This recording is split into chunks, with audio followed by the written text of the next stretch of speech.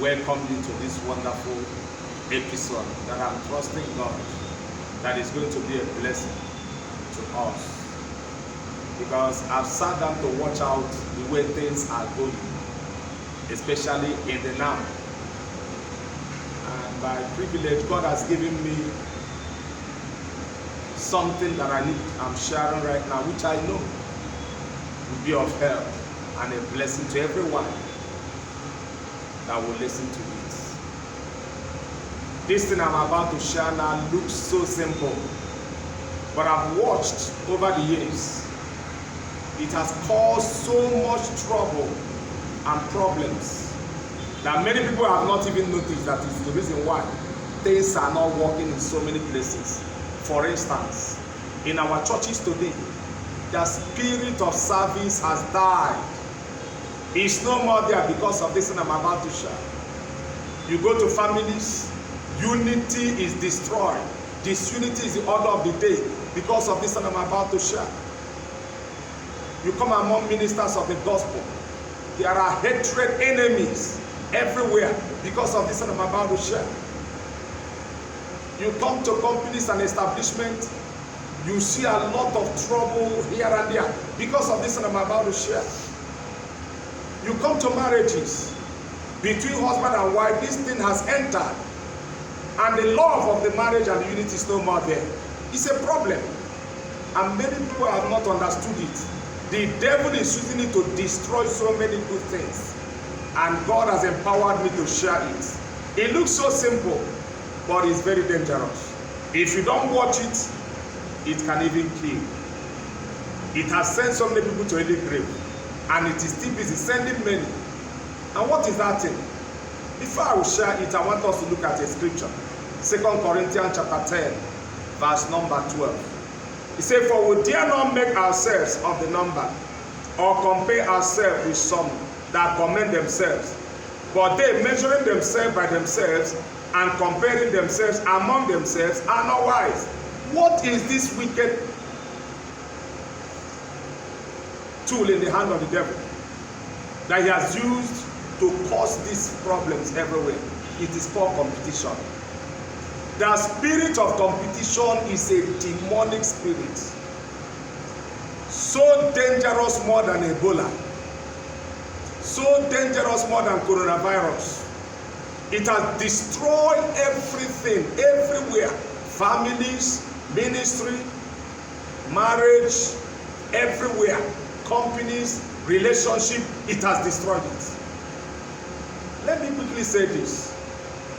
Competition is very good when you understand the rule of the game. Competition is very good when you do it with wisdom. But can I tell you something? Naturally, competition is not favorable. It's not even good.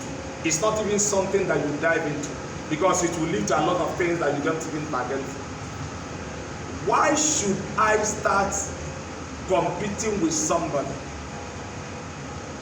In life, in destiny, there is no competition. Competing with somebody without first and foremost knowing the secret and the strength of that person is foolishness personified. All over the globe today, you see a lot of young men and women dying premature, going into a lot of problems because of competition. I want to be like Emeka. I want to be like Amaka. Before you want to be like Emeka, have you discovered the secret of Emeka? Before you want to be like Amaka, have you discovered the strength of Amaka? The Emeka and Amaka you know yesterday may not be the person you know now. When you cannot understand the secret why things are working, don't ever go after them. First and foremost, understand. Why will you, as a young man, want to kill yourself? Because you want to ride the kind of car Emeka is riding. Do you know his source of money? Do you know his strength? Do you know his secret? Why will you want to build the kind of house he has built? You want to compete with him. You want to compete with that person. No, you don't need it. Be yourself part time. Know your strength, know your speed, move according to your strength and speed. You can appreciate God for what Emeka has achieved. You can appreciate God for what he is achieving. and begin to pray and work towards achieving the same thing, not to compete with unhealthy mind. I must be bigger than him, I must be better than him. It is very good, but find out the secret. Many young men today have gone into early grave because they want to compete with somebody. Why would you, as a young girl, want to compete with another girl? Her handbag, hairstyle, and makeup has given you sleepless nights. You don't have a dream, you don't have a future. Those things shouldn't even bother you. Why would you start selling your body so cheap simply because you want to show them that you too, you belong? Why would you even sell your body to nobodies?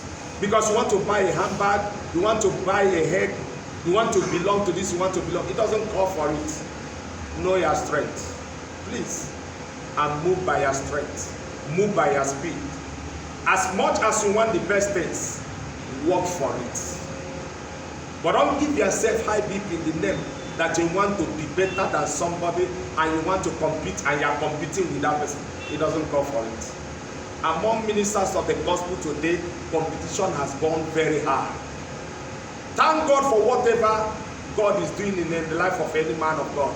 My own is to appreciate that person and work towards mine, not to begin to look for way to bring that person down, to ridicule that person, or to give myself high BP in order to be like that person. I will not. Anytime you are competing with somebody, it simply means you want to be like that person. And praying to be like somebody is the most stupid prayer anybody should pray. Because the moment you become like somebody, your originality is destroyed. Nobody will ever dream to be like you. I don't pray to be like anybody. I pray always to be myself part time. I pray always to be myself. Because when I become myself, that means I fulfill destiny. But when I pray to be like somebody, that means I will be the second class of that person. My originality is destroyed. Nobody in life will pray to be like me. Please, let us destroy this wicked cancer that Satan has brought in our time. Mr. A wants to be like Mr. B. Mrs. C wants to be like Mrs. D. It doesn't go for it. Be yourself part time. Work so hard to be your number one. Don't work so hard to be like number two of another person. I want to let us know one thing. The moment you are dreaming to be like somebody, you have to work hard to discover the secret of those people. There is no glory without a story. There is something you are passing through now. You are asking God, why will this thing be true? Why God is telling you, learn from it. Anything that God allows to come our way, there is something He wants us to learn. And the moment we learn from it, we graduate from that place to another level. The lessons that God brings our way in every condition that we pass through is more important than whatever thing that you think that you can give to you. Learn to learn. Today you may be on the ground, you will not be on the ground forever. Today you will be on top. Learn. It's very, very important. You watch even in our homes today. Why would you, as a married woman, put the entire family under pressure simply because you want to prove a point to your friends? Can I tell you something? Nobody's interested about that point. When jungle will mature and you enter into pressure, family will enter into pressure, nobody will be there to ask you how far. Be yourself part time. Let us know our level and our strength and pray and work out to improve it. Not to be comparing ourselves, competing with somebody. There are people that you are competing with. It's just a clear sign of jealousy. You are not competing to be like them. You are competing because you are jealous of what is happening around them. Can I tell you something? Anything you are jealous of, you can never get. But whatever you appreciate, you attract. Thank God for what God is doing in the life of people around you. Appreciate it. Don't walk yourself up because you want to be like that person. There are some people today that are opening dramas here and there simply because they want to be like somebody. Nobody's interested to watch, including me. I'm not interested to watch. I'm only interested to watch someone that will understand that the journey of life or success is a system and a process. It's not over time. Can I tell you something? You cannot jump into any position. You cannot jump into any glory without jumping out. Anything great you see today, somebody moved into it. Somebody walked into it. Somebody labored into it. He or she didn't jump into it. Everything that you are seeing that is great today, that is glamorous, very, very wonderful, somebody has taken time over the years, passed through experience and process to get to that particular level. For instance, look at the case between Elijah and Elisha. 50 sons of the prophets were there watching, but somebody called Elisha took the risk. He had every opportunity of being discouraged by his master, but he moved on and on and on and on and on until they crossed Jordan. He was there to see when Elijah used his mantle to strike Jordan. They crossed. So when the mantle fell upon him, he doesn't need to pray and fast to know what the master did. He really replicated what the master did. You need experience. Some of the experience you are having today, you are calling nothing. You may need them tomorrow. Someone may need them tomorrow. And God is presenting you to be the only teacher that that person needs tomorrow to learn from. Please learn it. Peter was there to watch Jesus when he raised Jairus' daughter. So when it was Dorcas' turn in Acts, he didn't need to pray, fast, or do anything to sow seed to get to that point. He simply replicated what he has learned. Whatever thing you are passing through now is experience. You need it. You need that experience. Someone needs it tomorrow. Avoid anything that will give you pressure. Avoid anything that will give you tension. Many Christians today are compromising. Many families today are broken. Many families today, you see a lot of disunity. Marriages, love has dried. Nothing is working. In our churches, even in a church, you will see members in a church competing with one another just to make sure that this pastor A, pastor B sees you. You wouldn't have any reward. Be yourself at time. Serve your God and go your way. Leave those that are doing busybody. The faithful rewarder is God. You should be able to know your strength and your speed and follow suit. Why will I go and give myself pressure to put my children in a school where I cannot afford simply because my friend, his children are there? I am stupid. I should be able to know my income and know the school they can attend part time. It will not be forever. Why will I kill myself over a clothes, a position, or achievement that somebody has achieved? I rather ask God for grace to achieve my own, and I move at my pace. When I achieve it, I won't have any pressure. The stress, the tension, the regrets, and even untimely death associated with competition is not worth it. The economic crunch, global financial challenge has not even started. It will be worse than what we are seeing today in the world. But the only people that will survive it are those that will understand their strengths, their capacity, and begin to move by it and believe God for the better days to come. Let me round up with this as a piece of advice. Learn how to say no when it is necessary to say no. No matter who is involved.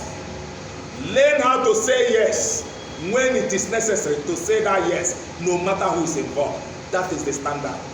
Most competitions we see today is simply because you want to impress somebody. You want to impress somebody. Nobody is interested. You can never impress anybody competing to kill yourself. We don't need it. Many of the competition you see young men, young women, even pastors do, because they want to answer good names. They want to impress some. Nobody's interested. Be yourself part time. Be your originality. I can never pray to be like anybody. I always pray to be myself, because the day I was born, I came alone, and the day I will go alone. So when I'm gone, people should remember me for who I am, not what I am. I want to let you know, you don't need it. In case you are in for it right now, please resign. You don't need it. The pressure is much in the world. Don't add more. Now I pray for you that this piece of advice will go a long way to save us untimely death, pressure, and frustration in the name of Jesus. I love you till I come your way again. Be my guest tomorrow, 6:30, Saturday to 7:30, as we intercede and pray for the nations of the world, for believers all over the world. I'm still your host, Daniel Eheji, telling you it is not over till you overcome. But no matter what you want to overcome, never you go into competition with anybody. I love you. God bless you.